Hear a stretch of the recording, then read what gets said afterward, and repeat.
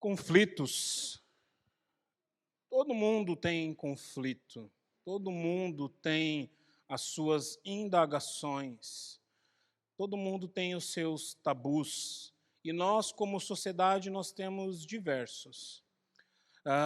Conflitos e tabus nós também temos dentro da comunidade cristã, dentro da igreja. E é interessante que para muitos conflitos sociais, para muitos tabus e para muitos conflitos que nós temos dentro da nossa mente como ser humano, a Bíblia traz resposta. Ela nos traz direção, ela nos traz a maneira que devemos nos portar. Por isso que nessa semana nós vamos iniciar uma série de novas disposições bíblicas, falando sobre esses conflitos. E quando você observa a sociedade, a gente poderia passar um ano inteiro aqui, 52 sermões falando sobre conflitos sociais. Então a gente separou só 5. Eu vou falar sobre o conflito social nessa noite, por exemplo. Vou falar na semana que vem sobre o conflito da alegria, como lidamos com a alegria. Vou falar sobre o conflito da vocação. Muitas pessoas ainda nos dias de hoje não entendem que Deus chamou a cada um de nós, nos deu dons e talentos para que possamos servir a Ele para a sua glória. Falar sobre o conflito do luto. Muitas pessoas nesses dias de pandemia perderam os seus entes queridos. Muitas pessoas ainda não sabem lidar com o luto. E por fim, vou estar falando sobre o conflito da família, para que a gente possa ter uma perspectiva bíblica do propósito de Deus a respeito da família.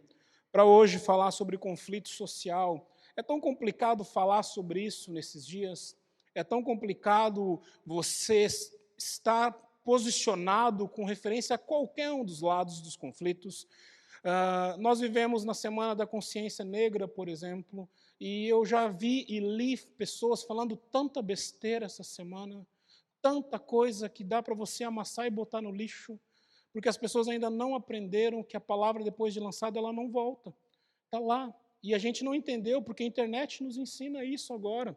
Porque tudo aquilo que você posta na rede, meu irmão, fica lá para a posteridade. Até o dia que os céus se rasgarem, vai estar lá na internet. Tanta gente falando tanta coisa. Nós vivemos numa nação tão desigual. Nós temos 2 problemas muito sérios na nossa nação, quando nós falamos de sociedade. Nós temos, sim, o problema do racismo. Eu já passei por isso, talvez você nunca passou, eu já passei por essa situação, eu brinco muito com as pessoas, eu cresci na periferia, eu sou preto e eu sou gordo. Então já sofri bullying, já sofri racismo, já sofri de tudo, porque a gente passa por isso. Infelizmente, é a nação que nós vivemos. Um mal ainda maior do que o racismo na nossa nação é a desigualdade social. Esse é um mal gigantesco. As pessoas na nossa sociedade, elas não têm as mesmas oportunidades. E não adianta a gente tapar o sol com a peneira. As pessoas na nossa nação não têm as mesmas oportunidades de estudo, não têm as mesmas oportunidades de trabalho, não têm as mesmas oportunidades de estar numa igreja, por exemplo, não têm as mesmas oportunidades de ter um bom transporte público. É uma fachada tudo que nós vemos e vivemos nas telas da televisão. E é meio complicado, eu sei que é complicado por um simples motivo. Porque o nosso país ele tem o tamanho de um continente. É difícil você criar estruturas que vão gerir o Brasil de norte a sul, porque a realidade de Manaus é diferente da realidade aqui do Rio Grande do Sul. A realidade de São Paulo é diferente da realidade lá em Goiás. Então é complicado você criar esses tipos de estruturas. O grande problema, e aí é a cerne que eu vou tratar com você nessa noite, é que quando nós deixamos o racismo e a desigualdade social atrapalhar a vida da igreja. E atrapalha muito. Principalmente num ponto que é o que eu vou trabalhar com você nessa noite, que é o evangelismo. É complicado demais. Algumas percepções que a gente tem à medida que a gente anda na caminhada cristã. Você quer ver um exemplo nosso de igreja de Cristo Jesus, que nós deveremos amar um ou outro. Normalmente, pessoas com mais posse, elas não vão nas igrejas da periferia. Normalmente, as pessoas da periferia querem ir nas igrejas maiores, porque lá elas são recebidas, mas são sempre recebidas com um olhar meio discreto. Sempre quando uma igreja está evangelizando uma área social que é mais baixa, ela sempre fica com aquele olhar que nós estamos lá para ajudar, nós estamos lá para ensinar, para suprir. A gente precisa quebrar muito disso. Nós temos o preconceito da desigualdade social também quando nós falamos de povos. É incrível nós pensarmos que existem pessoas que não queiram que outros povos sejam evangelizados. Pastor, isso não existe. Existe, meu irmão. Existe. Vou te dar 2 exemplos. O que a gente vai trabalhar nessa noite, os israelitas contra os ninivitas. Jonas não queria que Nínive fosse convertida ao Senhor. Vou te dar um exemplo dos dias de Jesus, os judeus e os samaritanos. Os judeus desconsideravam os samaritanos, a ponto que eles não entravam em vilas samaritanas. Se eles tivessem que cruzar e no meio do caminho tivesse uma cidade samaritana, eles davam a volta, para que nem o ar fosse o mesmo que eles respirassem. E nos nossos dias ainda existe isso também. Então eu quero falar com você sobre o conflito social e quero falar como ele atrapalha o evangelismo e a propagação do reino de Deus. Abra aí Jonas. Capítulo 4, a partir do verso 1. Jonas, porém, ficou profundamente descontente com isso e enfureceu-se. Se você quiser saber o que está deixando Jonas bravo, só você voltar em Jonas capítulo 3, você vai ver o que está acontecendo ali. Tá bom? Então ele orou ao Senhor.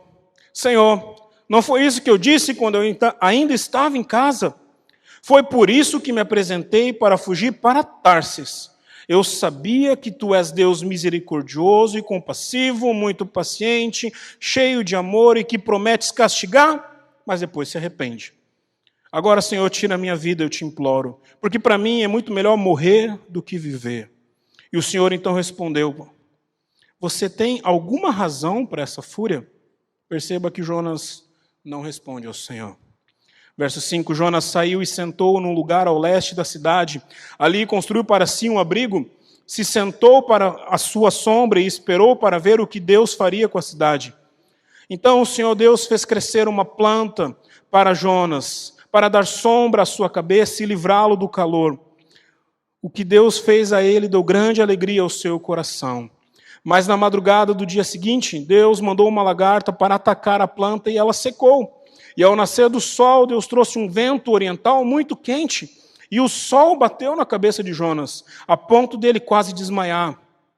Com isso, ele desejou morrer novamente e disse, para mim seria melhor morrer do que viver. Mas Deus disse a Jonas, você tem alguma razão para estar tão furioso por causa dessa planta? E ele respondeu, tenho. Perceba que agora Jonas responde, não respondeu sobre Nínive, mas ele responde sobre a planta. Respondeu ele, sim, tenho. Eu estou furioso a ponto de querer morrer. Então o Senhor disse, você tem pena dessa planta, embora não a tenha podado e nem tenha feito ela crescer. Ela nasceu numa noite e na outra noite ela morreu.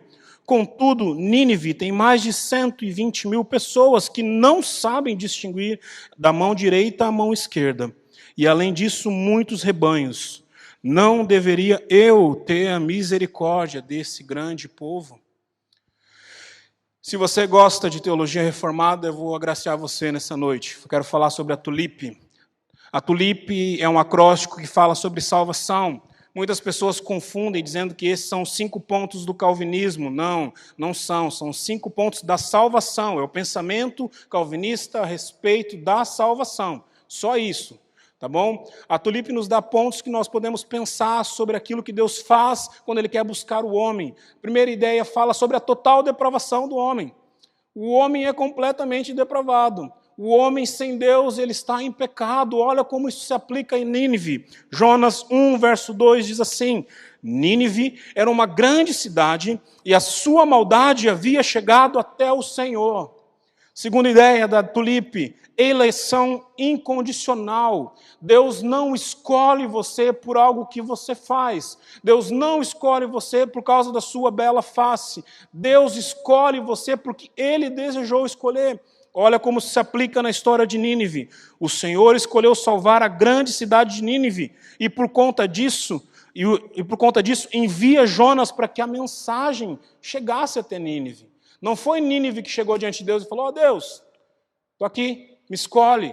Não, Deus olha para Nínive, Deus provê o meio para a pregação chegar até Nínive, então Deus salva aquela grande cidade. Segunda e terceira ideia da tulipe, a expiação limitada, ou seja, a salvação de Deus não é para o mundo. Não é todo mundo que vai se salvar. E daí as pessoas, nossa, pastor, mas que Deus malzinho. Não, a gente simplesmente vai receber o fruto do nosso pecado. Paulo nos ensina qual é o fruto do pecado. O salário do pecado é a morte, porém, dom gratuito de Deus é a vida eterna. Olha como se aplica a Nínive. O arrependimento da cidade é manifesto em adoração e arrependimento, quando está lá no capítulo 3 de Jonas. Todos esses passos vieram por conta da pregação. Por conta da pregação. Nínive não acordou um dia e disse assim, eu vou me arrepender dos meus pecados. Eu vou me dar vida porque eu estou morto nos meus delitos. Não. Nínive entendeu que precisava de arrependimento por causa do Senhor. Quarta ideia e a mais conhecida da tulipe, graça irresistível. Você já prestou atenção na pregação de Jonas? Tem gente que reclama das minhas pregações. Presta atenção na pregação de Jonas. Ele percorre uma cidade dizendo, vocês vão afundar. E a pregação dele era ligeirinha. Por quê? A gente entende, quando a gente estuda um pouco da geografia de Nínive, que ele levaria de 3 a 5 dias para percorrer toda a cidade. O texto fala que ele percorre aquela cidade num dia, gritando para as pessoas, olha, vocês vão ser destruídos. Péssima pregação. Não passaria em nenhuma prática de pregação do seminário. Não seria aprovada para pregação em muitas igrejas. Mas aquela pregação foi o que tocou no coração daquela cidade. Porque não é o pregador. Nunca é. É sempre o Deus que manda ele pregar. Por isso que a minha oração é sempre quando eu estou pregando para você, Deus pegar as palavras tortas que eu uso e traga graça ao seu coração. E é interessante que quando aquela pregação chega ao coração daquela nação, eles não resistem à graça de Deus. A pregação de Jonas estava pela metade. Eu vejo muitos na nossa geração pregando pregações como a pregação de Jonas. Se acham os profetas da geração e falam que Deus vai destruir o Brasil, vai destruir a nação. Tudo é pecado, tudo é errado, tudo é desgraça. Eles só esquecem que o evangelho não acaba na desgraça. O evangelho acaba na graça de Deus. Nós falamos sobre o pecado, nós mostramos que somos pecadores, mas se nós queremos pregar o evangelho, precisamos mostrar que há solução para isso. A cruz é essa solução. Por fim, para você continuar, você que gosta de teologia, o final da tulipe é perseverança dos santos. Ou seja, uma vez que você está nas mãos de Jesus, ninguém pode te arrebatar de lá. É tão claro isso nas Escrituras. Jesus fala isso. Jesus, quando ele faz a sua oração, ele diz assim, Deus, todos aqueles que o Senhor me deu, a nenhum deles eu perdi, a não ser aquele que era o filho da perdição, para que se cumprisse as Escrituras. Foi Jesus que falou isso. Mas tem gente que acha que você pode perder a salvação. E daí, se você não acredita em Jesus, eu quero te usar o maior pregador do mundo, chamado o apóstolo Paulo. O apóstolo Paulo fala assim, nada pode nos separar do amor de Deus. Daí ele começa a escrever o seu hino, dizendo, nem a tribulação, nem a angústia, nem fome, nem a nudez, nem o perigo, nem a espada, nada pode nos separar do amor de Deus. Depois que você conhece o amor de Deus, você é arrebatado por Ele, meu irmão, nada pode separar. Você pode até fazer força, mas você não consegue. Isso acontece em Nínive também. Aquela geração se converteu ao Senhor. Aquela geração que ouviu a pregação medíocre de Jonas se converteu e se arrependeu ao Senhor. E quando você começa a ler o Antigo Testamento, você sabe qual é o outro profeta que fala a Nínive? Valendo um churrasco que o James vai pagar para você depois. É um profeta chamado Naum. Naum prega contra Nínive 100 anos depois. Ou seja, toda aquela geração que ouviu a pregação de Jonas permaneceu fiel ao Senhor, crente no Senhor, até que uma nova geração se levantasse e Deus precisasse então levantar um novo profeta e condenar aquela nação. Nós precisamos trazer e pregar salvação às pessoas. Tem muita gente, muita igreja achando que igreja é lugar para você entrar e se sentir bem. Tem muito pastor preocupado em falar de uma maneira que as pessoas tenham o seu coração afagado. Cristo Jesus não nos chamou para isso. Cristo Jesus nos chamou para pregar o Evangelho. Cristo Jesus nos chamou para pregar a salvação que Cristo obteve na cruz. Deus, no Antigo Testamento, por diversas vezes, separou homens e mulheres para pregar a salvação, como ele fez aqui com Jonas. Mas muitas vezes nós tentamos atrapalhar o processo de Deus.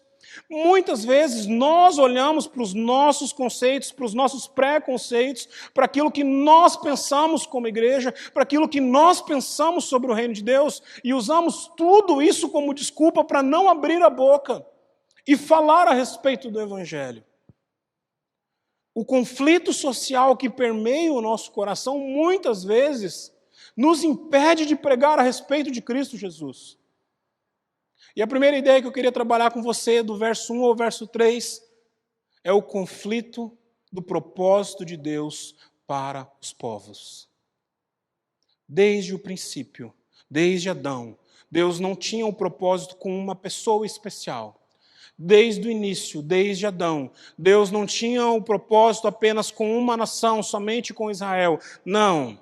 Deus se manifesta a Israel, Deus se manifesta como Deus de Israel, porém para que Israel pudesse propagar aquele Deus para o mundo. As pessoas, desde o Antigo Testamento, começaram a ser salvas diante de Deus. No Antigo Testamento você tem o caso de Ruth, por exemplo. Uma pessoa que não era de Israel e que foi salva. Você tem o caso de Raabe, por exemplo. Uma pessoa que não era de Israel e que foi salva. Você tem o caso aqui dos ninivitas. Uma pessoa que não era de Israel e que foi salva. É interessante que quando nós olhamos para Jesus, na maioria das suas aplicações a respeito de desigualdade social, ele usa a figura do samaritano, como na parábola do bom samaritano. Aqueles que tinham briga com os judeus. O apóstolo Paulo, ele cansa de pregar para os judeus e ele vai pregar para os gentios. Deus, ele tem um propósito para as nações da terra. E eu sei que muitos missionários nos nossos dias, eles são chamados para missões específicas. Eu tenho certeza disso. Tem gente que é chamada para estar pregando na África. Tem gente que é chamada para estar pregando nos Estados Unidos, em Israel, na Espanha. Tem gente que é chamada para pregar até para os gaúchos. Cada um tem um chamado específico de Deus. O grande problema é quando nós tornamos o nosso sonho e o nosso chamado a cerne do Evangelho.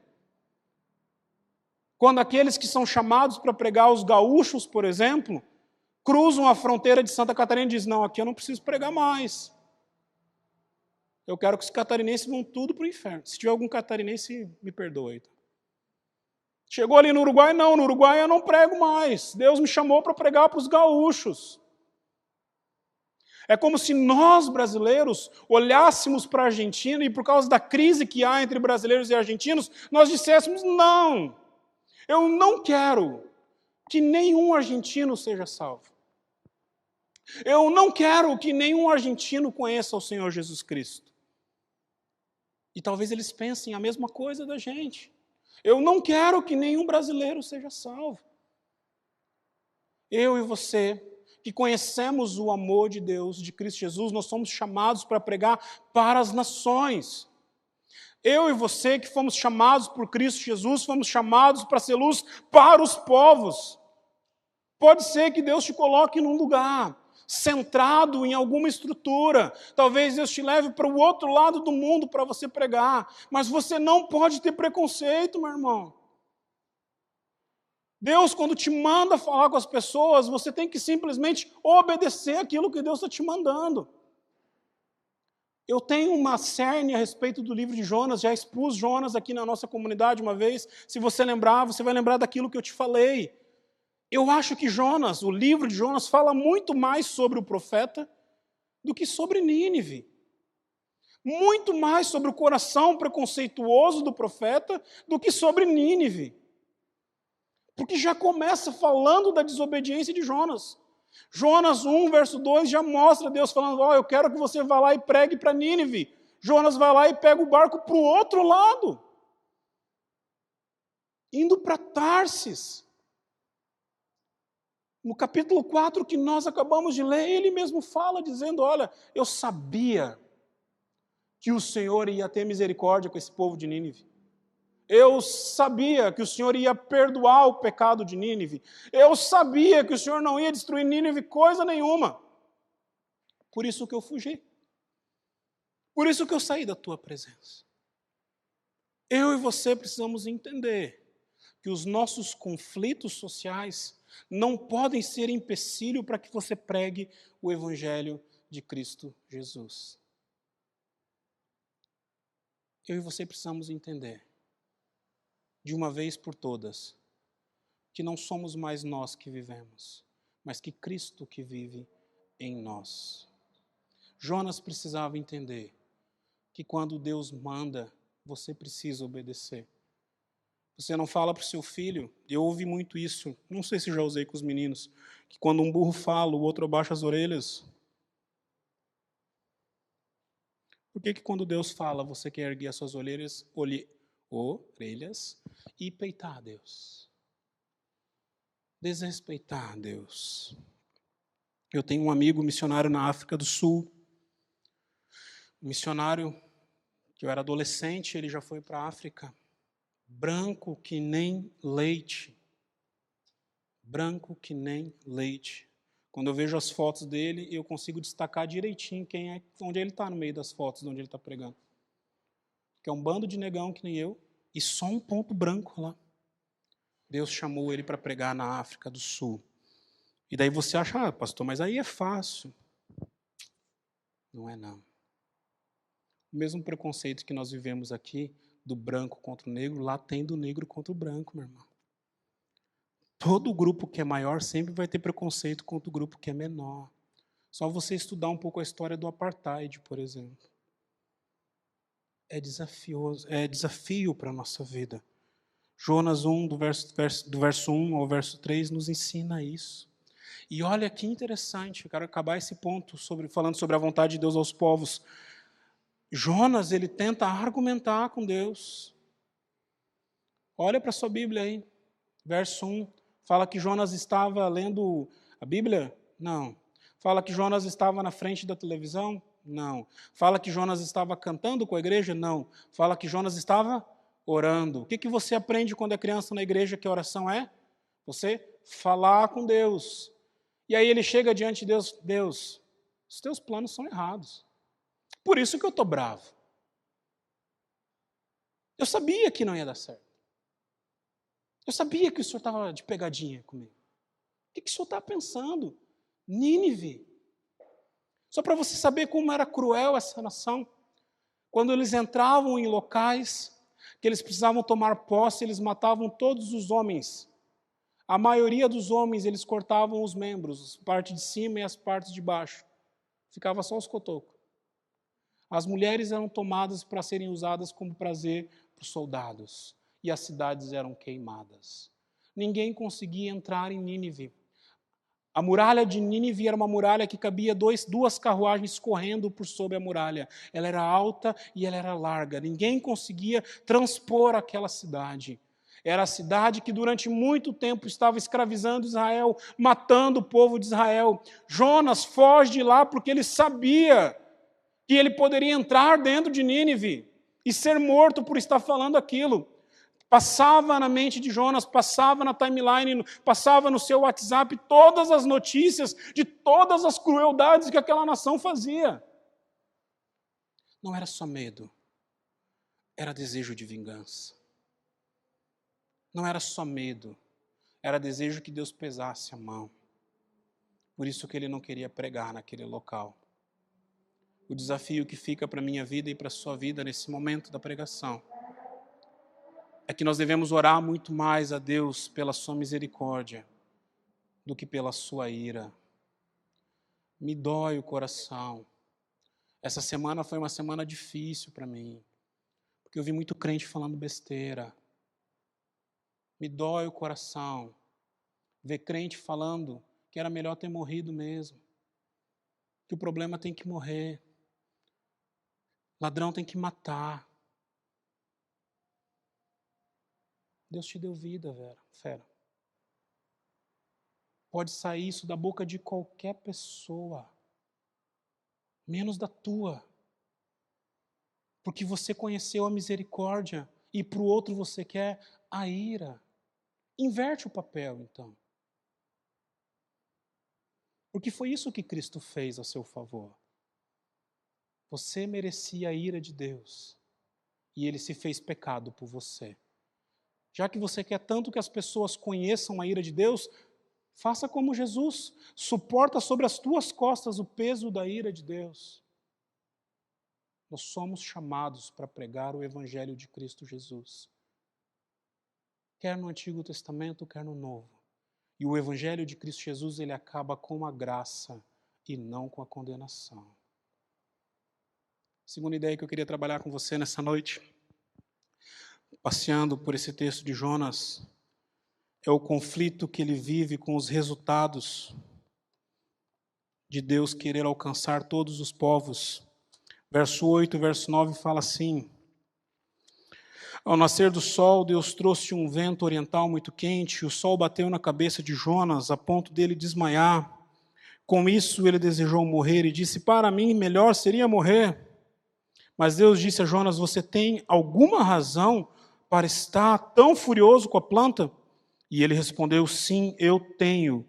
Estou furioso a ponto de querer morrer.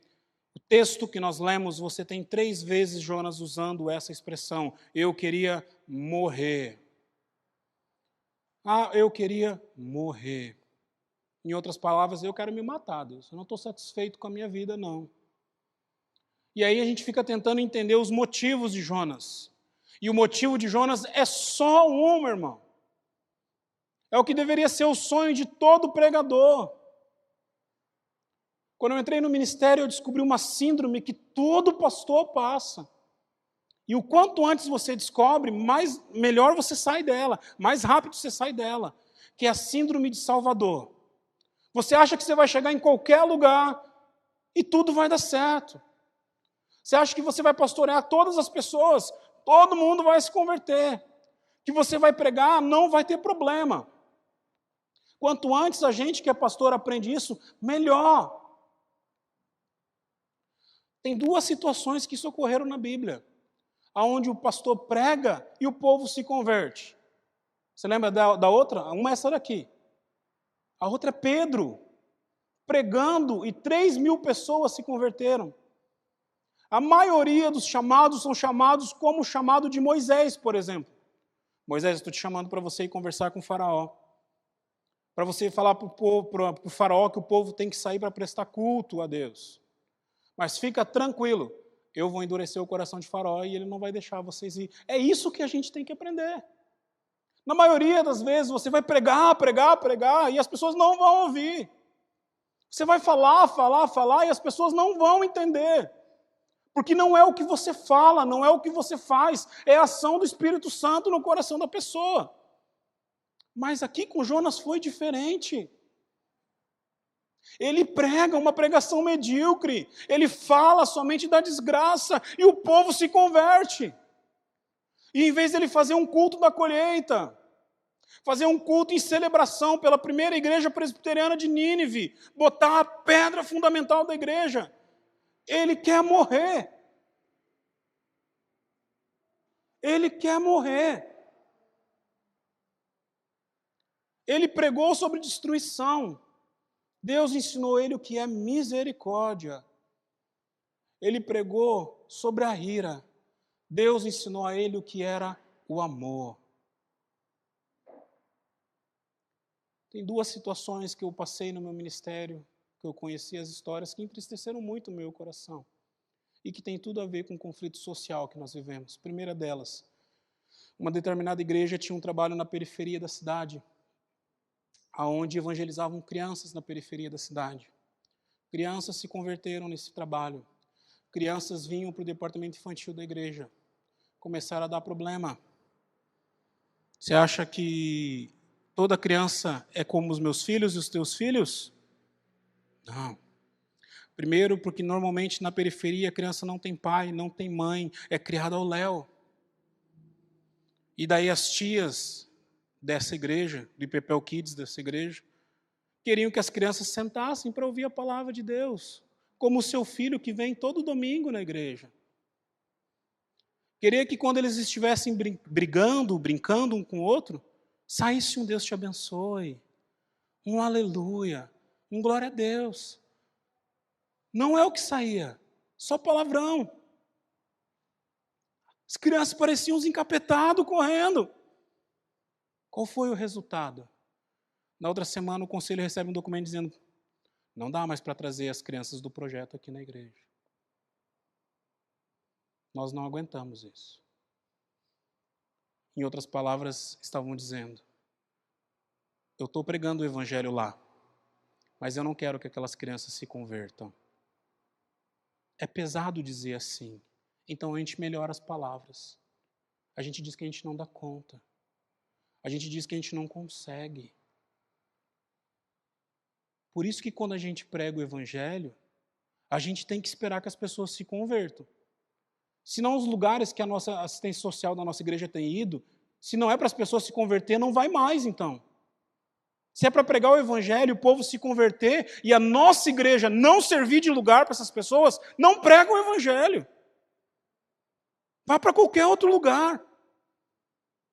Segunda ideia. Tem um centro de reabilitação muito famoso no Brasil, um dos primeiros a existir. Esse irmão teve um chamado de Deus muito especial. E ele passava pelas ruas, pegava os moradores de ruas, pegava os drogados, levava para dentro da sua chácara, tratava, pregava o evangelho, as pessoas se convertiam. Quando voltavam para a cidade, não encontravam igrejas para congregar, porque não serviam. Estavam cheios de tatuagem pelo corpo, estavam cheios de marcas pelo rosto. O jeito de falar não era o mesmo. Nenhuma das igrejas da cidade passou a receber essas pessoas. O que esse pastor teve que fazer? Criou uma igreja.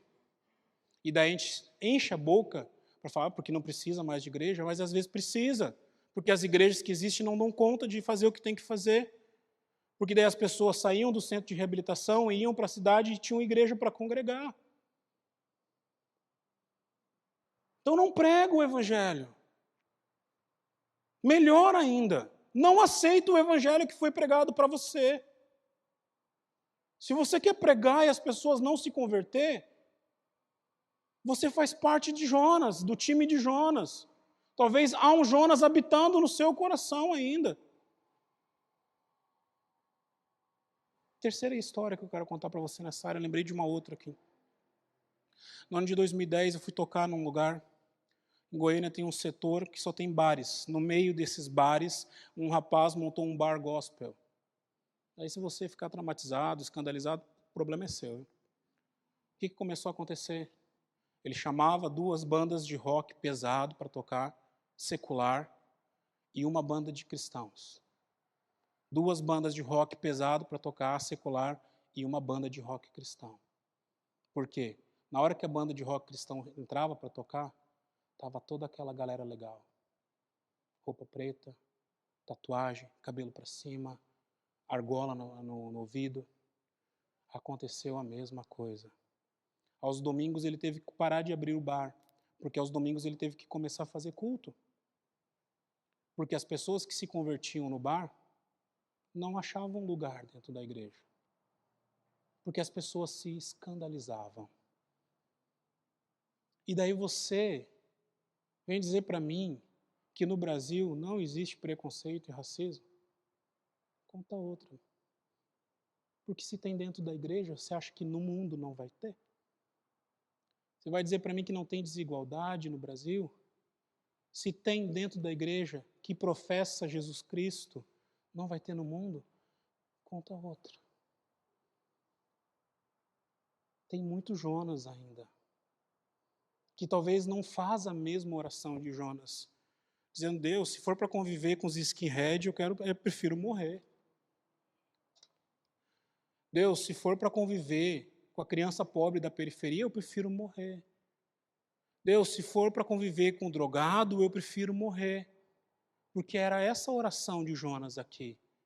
Deus, se é para conviver com Nínive, eu quero é morrer. Olha como Deus trata isso. Terceiro ponto. como Deus trata esses conflitos em nosso coração. Primeira ideia, Ele nos ensina que Ele é soberano. Eu não vou mandar você falar com o seu irmão do lado, porque isso fica muito pentecostal. Então fala para o seu coração aí. Deus é soberano. Deus é soberano. Vou dizer mais uma vez para você guardar. Deus é soberano. Sobre eu, sobre mim, sobre você, sobre o mundo. Olha como isso é apresentado na história de Jonas. É Deus quem envia Jonas. Jonas capítulo 1, verso 2. Deus fala para Jonas: vai agora à grande cidade de Nínive e prega contra ela, porque a sua maldade subiu até mim. Deus que é soberano. Segunda ideia, Deus é soberano porque é Ele quem cuida de Jonas. Jonas capítulo 2, verso 10 fala assim: o Senhor deu ordem ao peixe e esse vomitou Jonas na terra. Cara, que nome bom de igreja, já viu? Os vomitados de Cristo Jesus. Porque é isso que aconteceu com Jonas. Pegou o transatlântico para Tarsis, depois conheceu a barriga do peixe e foi vomitado na terra. Ele quis fugir da presença de Deus e Deus disse para ele: cara, eu que mando aqui nessa bagaça. Eu falei para você, você simplesmente obedece. Deus, Ele é soberano, olha que interessante. É Ele quem planta a árvore, Jonas capítulo 4, verso 6. O Senhor Deus fez crescer uma planta acima da cabeça de Jonas. É Ele quem manda o vento e a lagarta e destrói a árvore. Jonas 4, verso 7. Deus enviou uma lagarta que atacou a planta e ela a secou. Deus, Ele é soberano, meu irmão. Ele não precisa de mim e de você para pregar o evangelho, mas Ele quer usar a minha vida e a sua. E o livro de Jonas nos dá um tapa na cara. Quer ver? Vou te mostrar onde. Deus mandou Jonas ir para Nínive, ele não foi. Deus manda o grande peixe engolir Jonas, ele vai lá e engole. Deus manda a árvore nascer, ela nasce. Deus manda a lagarta comer a árvore, ela come. Deus manda o vento passar, ele passa. A criação obedece à voz do Criador. Nós, seres humanos, não. Você não vê a história do grande peixe aqui. Dizendo: Deus, eu sou vegano. Não vou comer Jonas. Você não vê a lagarta dizendo para Deus: Deus, eu não sou vegana. Só como churrasco, não vou comer a árvore. Deus, eu não vou só... Não! A criação obedece. Porque ela sabe que Deus é soberano. E que se Ele mandou, tem que fazer. Nós não. A quem Deus tem mandado você pregar?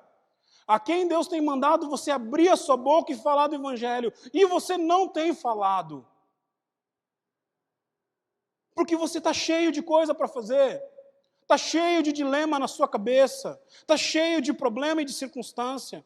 Está cheio de história para contar para Deus. Você foi chamado não para melhorar a sua vida, mas para pregar o Evangelho. Para quem Deus te mandou pregar o Evangelho? Quando é que foi a última vez que você chegou para alguém e disse: eu tenho uma história para te contar?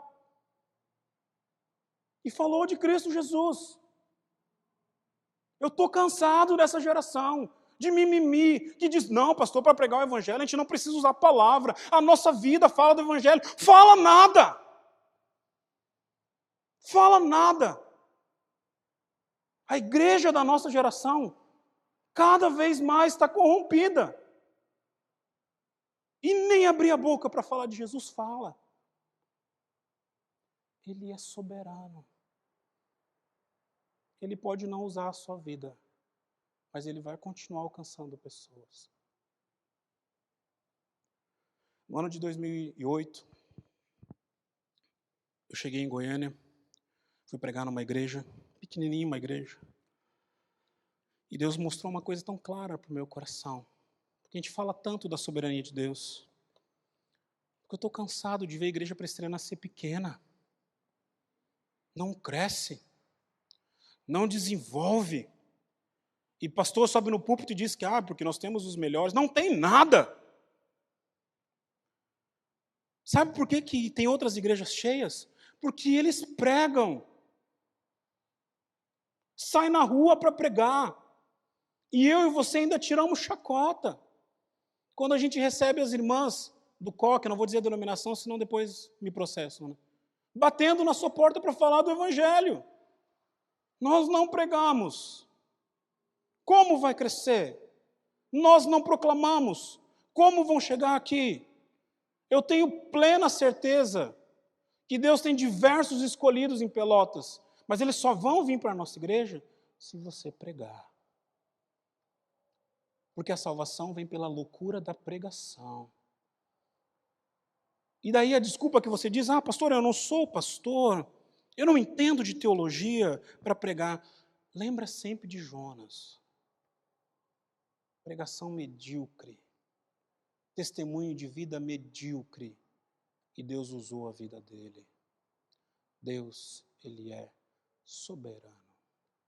Ele alcança quem Ele quer, quando Ele quer e como Ele quiser. Não depende de mim e de você. Segunda ideia, como Deus trata esses conflitos sociais no nosso coração. Ele nos ensina que Ele é misericordioso. Jonas sabia da misericórdia de Deus. Jonas 3, verso 10 fala assim: Deus viu o que fizeram e como se converteram do seu mau caminho, então se arrependeu do castigo que lhes enviaria e não os executou. Jonas capítulo 4, verso 11 fala assim: não teria eu misericórdia da grande cidade de Nínive? Deus, Ele nos ensina, mesmo quando eu e você temos um coração cheio de preconceito, que a misericórdia dele é grande.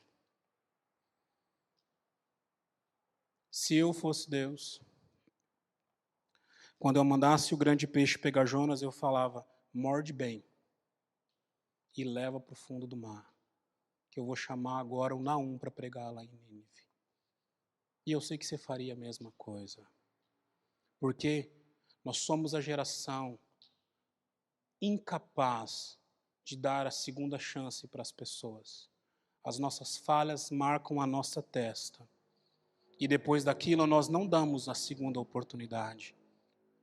Nós somos frutos de uma geração de evangélicos que vieram na nossa nação dizendo que ser crente era não errar.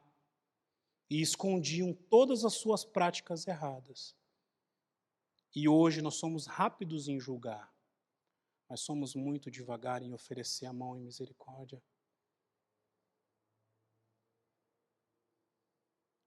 Nós precisamos entender que Deus é misericordioso.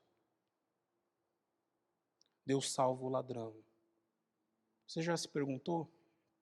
Você acha muito bonito na época da Páscoa? Você lê o diálogo de Jesus com o ladrão na cruz.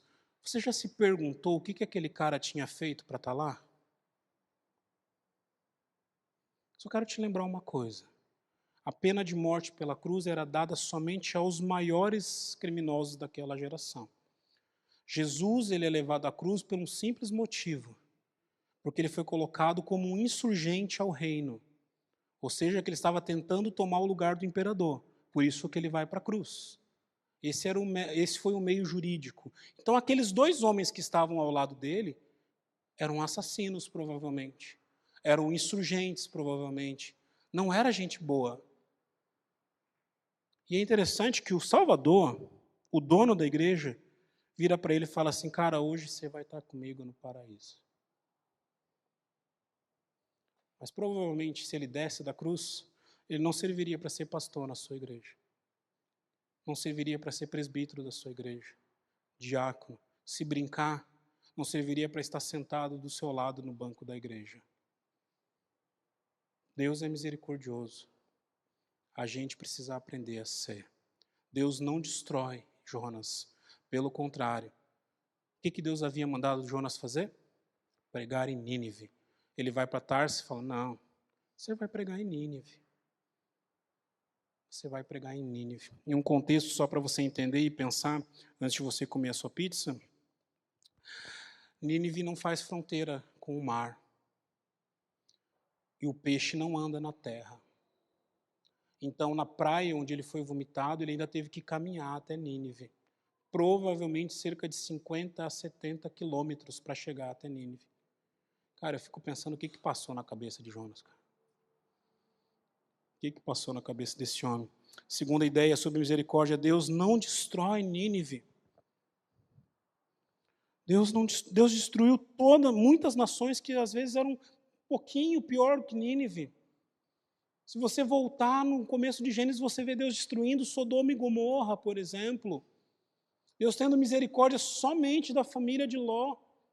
Mas aqui Deus chama, Deus salva uma cidade inteira. Dá uma segunda chance para uma cidade inteira. É ele que estava sendo afrontado, porque a maldade de Nínive não subiu até Jonas. A maldade de Nínive havia subido até Deus. E ele tem misericórdia. Não destrói. Não destrói. Deus é soberano. Deus, ele é misericordioso. Quero concluir trazendo uma frase de um pastor presbiteriano chamado Mauro Meinstein, falando um pouco sobre justiça social. Ele fala assim: nós não somos justos sem a justiça de Cristo. Você não tem justiça própria. Eu não tenho justiça própria. Nós só temos a justiça de Cristo. Então para com essa ideia de que eu penso assim. Para essa ideia de você achar que você pode discriminar pessoas pela sua raça, pela sua cor ou pelo seu status social. Você é pior do que o ladrão da cruz. Se houve misericórdia para ele, haverá para você também. A pergunta que eu te faço, Paulo nos fala que Cristo abriu mão da sua glória para pregar o Evangelho até nós, para trazer o verdadeiro Evangelho até nós. O que você vai ter que abrir mão? Do que você vai ter que abrir mão? De qual preconceito que você vai ter que abrir mão? De qual discriminação você vai ter que abrir mão? De qual desigualdade você vai ter que abrir mão para que o Evangelho chegue até as pessoas?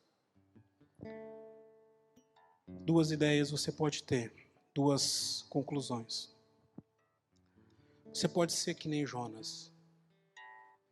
Um dia você vai chegar na presença de Deus para falar da vida que você teve em 2020 aqui em Pelotas. E aí você pode dizer: Deus, eu não preguei porque eu não estava com vontade, eu estava com medo do Covid. Deus, eu não preguei porque eu não vou na periferia ou porque eu não vou nos lugares mais ricos da cidade. Deus, eu não preguei porque eu não prego para negros, eu não prego para brancos, eu não prego para pardos, eu não prego para índios. Deus, eu não preguei porque eu não estava a fim de pregar. E torcer para que Deus tenha misericórdia da sua vida e mate esse Jonas. Mas eu sou tentado a dizer que eu acho que não vai ter lugar para você no céu. Ou você pode nessa noite dizer para Deus: Deus, esse Jonas que há dentro do meu coração, que olha para as pessoas e não enxerga as pessoas da mesma maneira que o Senhor vê elas, que olha para as pessoas e não ama as pessoas da mesma maneira que o Senhor ama, que olha para as situações e não vê as mesmas oportunidades que o Senhor vê. Esse Jonas no meu coração, eu quero que o Senhor mate ele nessa noite em nome de Jesus. Quero que o Senhor acabe com esse conflito social do meu coração, para que eu possa pregar o Evangelho na minha geração. São dois caminhos, escolha sua. Vamos cantar? A gente deve aprender a vencer os nossos conflitos sociais, o nosso preconceito e a nossa justiça própria, para que o Evangelho seja pregado em todo lugar e a toda criatura.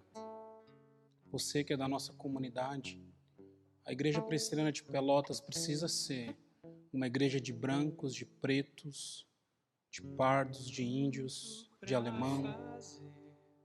A nossa igreja precisa ser uma igreja que tenha pessoas da periferia, da classe média, das classes mais altas da sociedade. Nós precisamos ser um lugar onde todos possam ouvir o Evangelho, porque é o ser humano que é carente da graça de Deus, independentemente da sua classe e da sua cor. Eu e você precisamos construir essa igreja. Eu e você precisamos ser essa igreja. Será que você aceita esse chamado? Será que você aceita esse desafio? Vamos orar? Deus, muito obrigado por essa noite, pelo culto e pela oportunidade que temos de estar aqui celebrando ao Senhor. Obrigado porque, Deus, quando olhamos para a Tua Escritura e vemos assim, Deus, Jonas, tão parecido com a gente, com tantas coisas que precisam ser mudadas e tantos preconceitos que precisam ser tratados no coração, Deus, em nome de Jesus, trabalha. O Senhor nos chamou para viver numa nação tão desigual, numa nação tão preconceituosa ainda. E Deus, é só a Tua igreja, Deus. É só a igreja de Cristo Jesus que pode pregar essa igualdade a todos, Deus. Porque o Evangelho tem que ser pregado em todo lugar, na periferia, no centro, nas classes baixas, nas classes altas, dentro das faculdades, dentro das escolas, no presídio, Deus, no hospital, em todo lugar.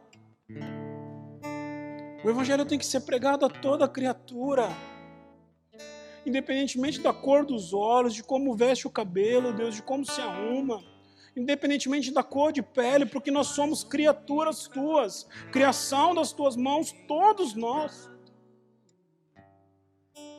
E assim como o Senhor teve misericórdia de Jonas, teve de Nínive, Apocalipse termina nos dando a esperança que um dia nós vamos estar diante do Cordeiro.